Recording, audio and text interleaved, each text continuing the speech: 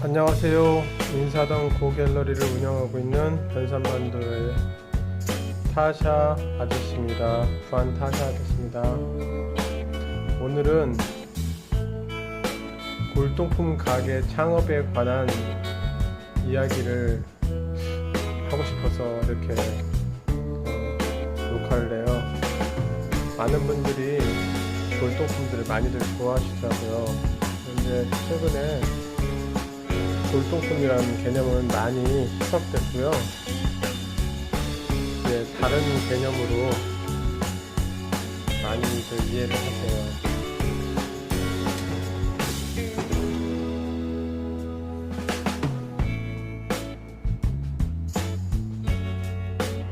예전처럼 이제 골동품에 대한 개념이 많이 바뀌었어요. 애들하고 같이 했거든요. 그래서 오늘은 그 골동품에 관한 전반적인 이야기, 상황, 그 다음에 흐름, 이런 것들에 대해서 말씀드리고 싶어요.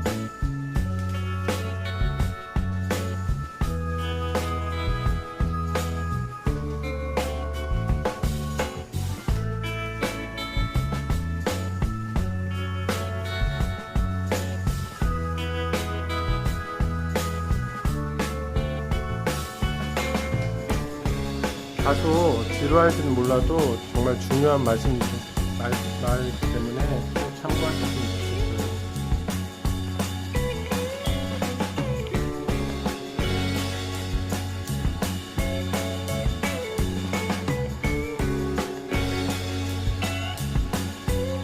골동품 가게 창업은 생각보다 그렇게 어렵진 않아요.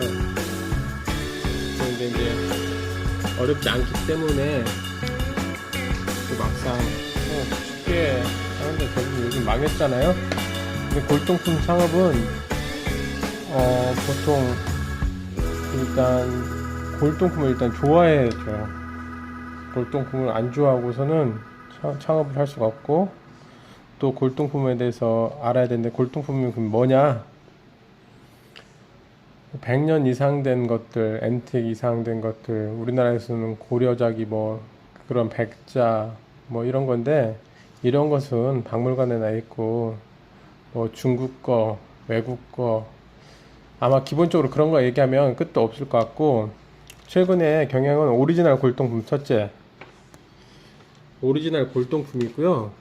그 다음에 이제 옹기나 민속품 같은 거, 그 다음에 이제 그 다음으로는 근대사, 이런 거. 이게 보통 이 세 가지 흐름이 있어요. 그 다음에 이제 오리지널 골동품 중에서도 또 깨지는 거, 안 깨지는 거, 그 다음에 민속품 중에서도 나무로 된 거, 민예품 중에서도 예를 들면 여성품, 이렇게 우리도 나무로 교목도 있고, 뭐 침엽수, 화렵수, 교목, 그 다음에 관목, 이렇게 분류가 조금씩 다르잖아요. 그래서 이렇게 좀 다른데, 저도 이런 것들 다 좋아하긴 하지만 전체를 전부 할 수는 없어요. 그래서 제 생각에는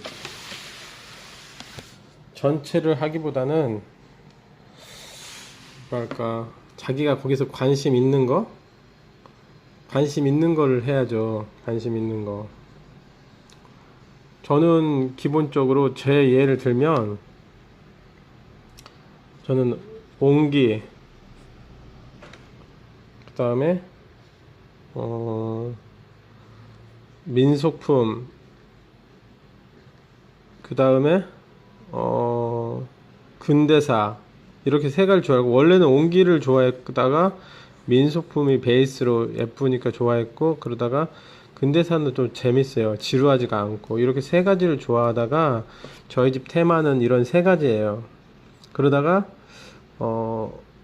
나중에 빈티지란 걸 알겠어요. 빈티지가 뭐냐면, 민속품하고 근대사 중에서 약간 민속품하고 좀 다르고 근대사하고는 좀 달라요.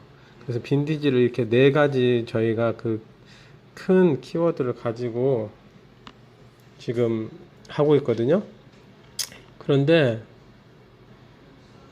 최근 경향, 이게 다, 네 가지 다 잘 나가는 편인데, 잘 나간다는 기준이 뭐 그냥 돈을 몽땅 버는 그런 게 아니라, 이 골동품 가게는 자기가 좋아하는 그냥 말 그대로 소일거리지 대부분 다 망해요. 그래서 요즘 이제 젊은 친구들은 많이들 소품점, 소품점 많이 하더라고요. 소품점은, 이제 일종의 유통업이죠. 근데 진짜 오리지널 하시는 분들은 다 망한 것 같아요. 망하고 그냥 좋아하시고 그냥 행복해 사시지 금전적인 것은 좀 힘든 것 같아요.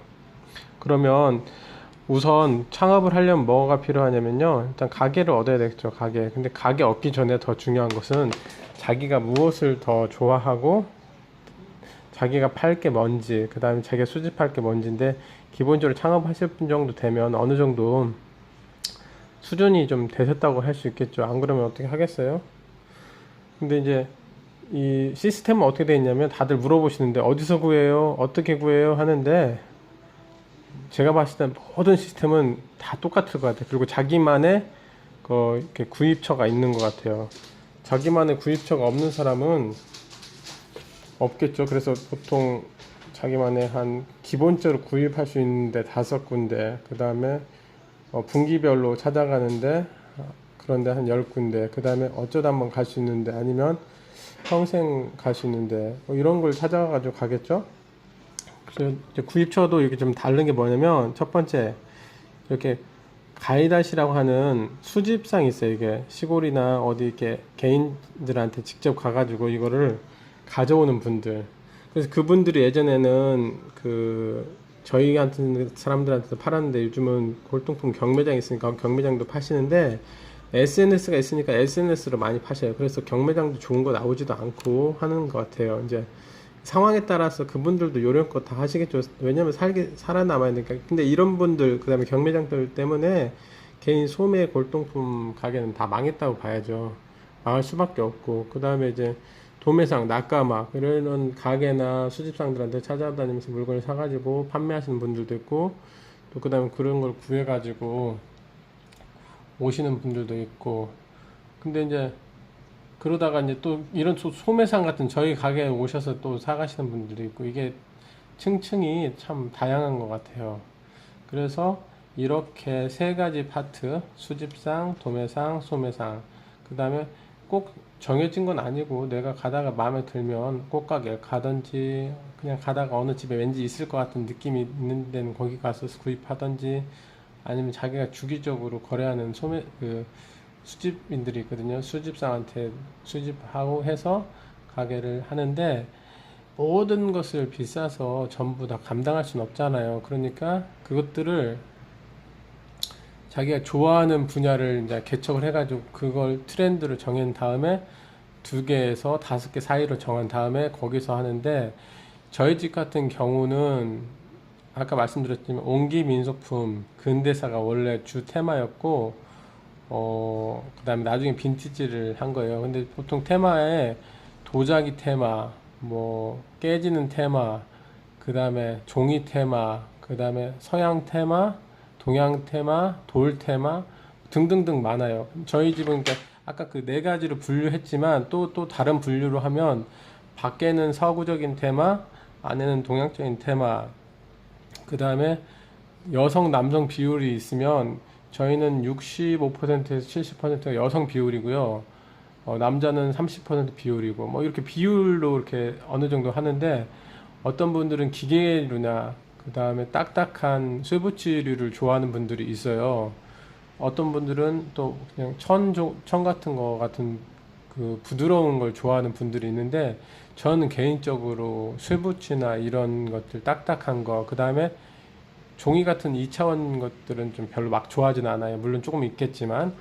그래서 하는데, 왜 지금 요즘에 그 트렌드가 어떻게 바뀌냐면, 골동품 가게는 다 없어지고 마치 그 옛날 골동품 가게들은 어떻게 변했냐면 조경 자재 파는 집으로 변했고요. 그 다음에 이제 민예품, 민소품 팔던 집은 그냥 빈티지 소품집으로 이렇게 변하고, 뭐 이런 식으로 옷가게로 변하고, 이런 식으로 변하는 것 같아요. 이게 어쩔 수 없어요. 이 상황이. 그 다음에 이제 그 좋아하시는 분들이 많이 뭐 줄었다, 없어졌다, 돌아가셨다 하는데 그렇지는 않고요. 어, 경향들이 많이 바뀐 거죠. 그래서 이제 이 정도 전반적인 얘기를 말씀드리고 그 다음번에는 그 골동품 창업에 관한 어,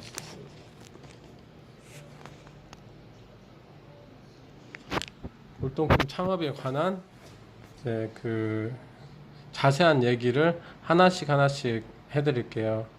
아마 많이 그 좀 도움이 되실 거예요. 이게